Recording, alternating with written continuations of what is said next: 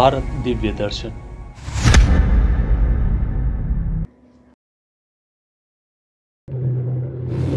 भारत दिव्य दर्शन की आज की इस प्रस्तुति में हम जानेंगे महर्षि पराशर के बारे में। ऋषि पराशर मंत्रों के महान ज्ञाता, शास्त्र रचयिता, ब्रह्मज्ञानी व स्मृतिकार के रूप में जाने जाते हैं।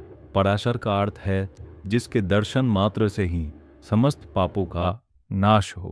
हमारे प्राचीन ग्रंथों और वेद पुराणों की रचना में जहां उनका महत्वपूर्ण योगदान रहा है, वहीं दूसरी ओर वे पौराणिक कथाओं के प्रमुख किरदार हैं। इस कथा को विस्तार से जानने के लिए हमें समय में बहुत पीछे जाना होगा। प्राचीन काल में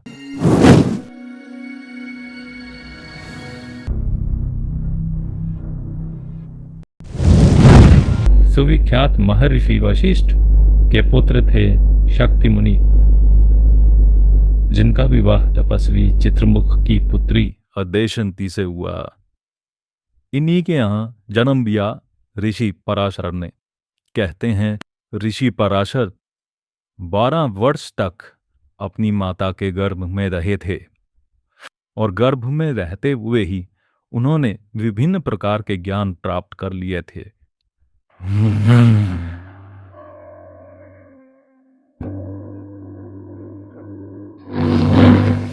अयोध्या के इक्ष्वाकु वंश के राजा ऋतुपर्ण जी के पौत्र थे सुदास और उनके पुत्र थे वीरसह, जिन्हें सुदास पुत्र होने के कारण सौदास भी कहा जाता था। एक दिन, पिताश्री, हम आखेट के लिए जाना चाहते हैं, कृपया आज्ञा दें। अवश्य जाओ पुत्र, परंतु सावधान रहना। और वीरसह पिता की आज्ञा लेकर आखेट के लिए चले गए। आखेट से लौटते समय जब वे एक पुल के ऊपर से गुजरने लगे, तब अकस्मात शक्ति मुनि भी उस पुल को पार करने के लिए पहुंचे। वीरसह अपने रथ पर था, अतः इतनी जगह शेष नहीं थी कि शक्ति मुनि आगे बढ़ सकें। उन्होंने वीरशाह से विनम्रता से आग्रह किया, राजकुमार वीरशाह, कृपया रथ को पीछे ले जाओ। मुनिवर, ये रथ पीछे नहीं जा सकता, कृपया आप पीछे चले जाएं ताकि हम रथ को आगे बढ़ा सकें। हमारे जाने के बाद आप निर्विघ्न इस सेतु को पार कर सकते हैं। वीरशाह, तुम हमें पीछे होने को कह रहे हो? तुम ही अपने रथ को तनिक पीछे क्यों नहीं कर लेते? और इस तरह से दोनों ही अपनी बात पर अड़े रहे। वीरशाह जब नहीं माना तो शक्ति मुनि अत्यंत क्रोधित कोल थे और उन्होंने वीरशाह को श्राप दे डाला, अरे नराधम, जा इसी समय राक्षस हो जा।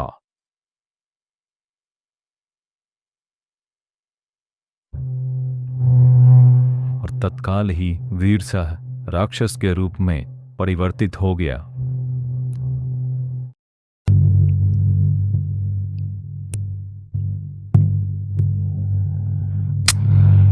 राक्षस बन जाने के कारण वह नरभक्षी हो गया।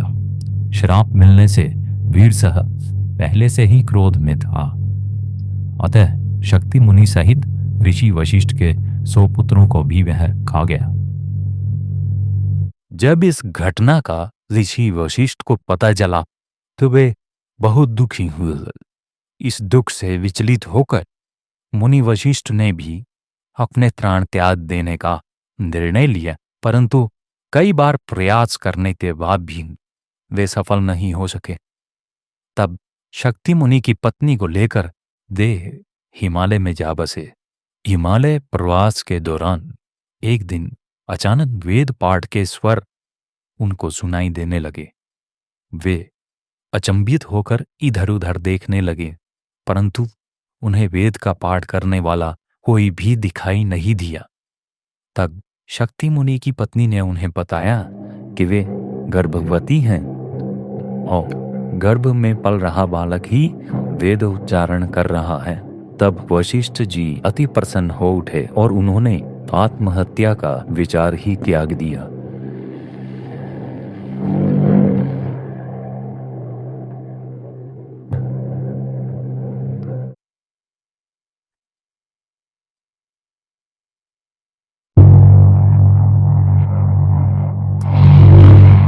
जन्मोपरांत जब किसी तरह ऋषि पराशर को यह पता चला कि उनके पिता एक राक्षस द्वारा मारे गए थे, तो उन्होंने निश्चय किया कि वे इस धरती से समस्त राक्षस जाति का अंत कर देंगे। अतः उन्होंने राक्षस सत्र आरंभ कर दिया, जिसके फलस्वरूप राक्षस स्वमेव मरने लगे। तब ऋषि पुलस्त्य और वेदव्यास जी ने उनके पास जाकर आग्रह किया कि वे एक राक्षस की करनी का दंड समस्त राक्षस जाति से न ले, हिंसा त्याग कर उन्हें क्षमादान दें तथा इस राक्षस सत्र का यहीं समापन करें। तब उनके आग्रह पर ऋषि पराशर ने राक्षस सत्र को समाप्त कर दिया। इससे प्रसन्न होकर महर्षि पुलस्त्य ने उन्हें अनेकों आशीर्वाद देते हुए कहा, कालांतर में आप पुराण संहिता की रचना करेंगे। आगे चलकर उन्होंने पुराण संहिता सहित अनेक शास्त्रों की रचना की।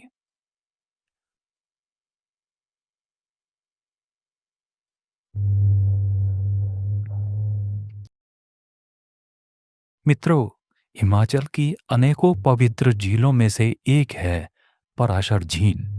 मंडी के उत्तर दिशा में 40 किलोमीटर की दूरी पर स्थित है ये मनोरम स्थान, समुद्र तल से जिसकी ऊंचाई 9100 फीट है। कहते हैं महर्षि पराशर ने ही इस झील का निर्माण किया था। ऋषि मुनि अक्सर ऐसे स्थान की खोज में रहते थे जहां वे एकाग्र होकर अपना ध्यान परम शक्ति की उपासना में लगा सकें। एक दिन भ्रमण करते करते इसी एकांत व मनोरम स्थान की छटा को देखकर उन्होंने यहां तपस्या करने का निश्चय किया। जल का अभाव होने के कारण उन्होंने आध्यात्मिक शक्ति का आवाहन करते हुए अपने दंड का प्रहार इस स्थान पर किया, जिसके परिणाम स्वरूप इस झील का निर्माण हुआ।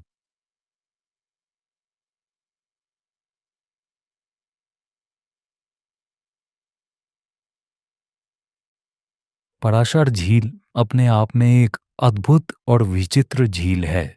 इसकी सबसे अचंभित कर देने वाली विशेषता ये है कि इस झील के बीच जो भूखंड आप देख रहे हैं वह स्थायी न होकर झील में इधर से उधर तैरता रहता है, जो कि दूर दराज से आने वाले लोगों के लिए तो आश्चर्य की बात है ही, साथ ही यहाँ के स्थानीय लोगों के लिए भी आज तक यह रहस्य ही बना हुआ है।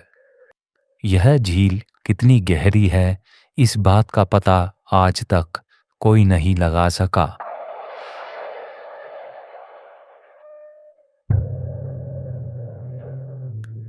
झील के समीप ही महर्षि पराशर का मंदिर भी है। ये मंदिर पैगोडा शैली में काठ निर्मित स्थानीय कारीगरी का बेजोड़ नमूना है। मंदिर के आंतरिक और बाहरी स्तंभों पर विभिन्न प्रकार की नक्काशी बरबस ही सबका ध्यान अपनी ओर आकर्षित कर लेती है।